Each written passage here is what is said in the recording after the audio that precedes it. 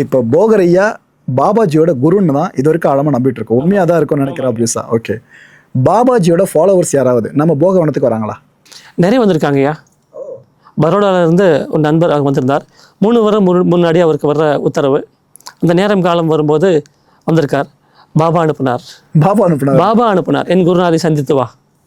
1 வாரம் அங்கே இருந்தார்யா. தமிழ் தெரியாத ஒரு வாரம் கோயிலில் தங்கினார். ஆமாங்கய்யா. இந்த ஃபோட்டோஸ் எல்லாம் கொண்டு வந்துருக்கேன், உங்களுக்கு காமிக்கிறேன். லாங்குவேஜஸ்லாம் உங்களுக்கு தெரியுதா? ஐயா இங்கிலீஷ் பேசுகிறார் அவர். பட் அந்த ஆத்மீய நட்புக்கு மொழி தேவையில்லைங்கிறார் அவர். உட்காந்தா அதுவும் நான் ஒன்றாகிறேன் ஐயா.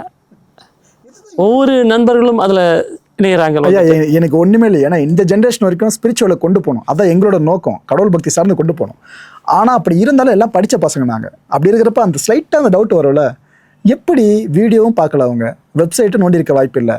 இதெல்லாம் தாண்டி இருக்கிற போகர் சார்ந்து அந்த சின்ன சின்ன சன்னதியில் விட்டு இங்கே டைரெக்டாக கிளம்பி தமிழ்நாட்டில் அந்த பார்டரில் அமைஞ்சிருக்க ஒரு பகுதி பாலக்காடு, அங்கே வராங்கனாக்கா இது எப்படி நம்ப முடியும்னு தெரியல எனக்கு. ஐயா இது என்னென்னா அந்த அகண்ட பாரதம்ங்கிறாரு. நம்ம பாரத புண்ணிய பூமி என்னென்னா கால் வைக்க இடங்களே கிடையாது ஐயா. எல்லாமே அவர்கள் கண்ட்ரோல் இருந்திருக்கு. அவங்க விருப்பப்பட்டு தேர்ந்தெடுத்த இடங்கள் இதெல்லாமே.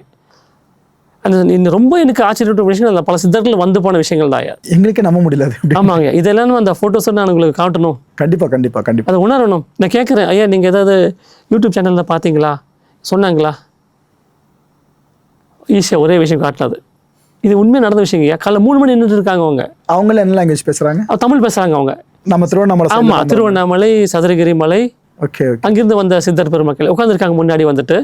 நீங்க சொல்றது எங்களுக்கே உண்மையான விஷயம். இதெல்லாம் அந்த புகைப்படத்தின் இதான இருக்காங்க இருக்கு. அந்த பெட்டிகளும் காணப்பட்டிருக்கு அவர்கிட்ட.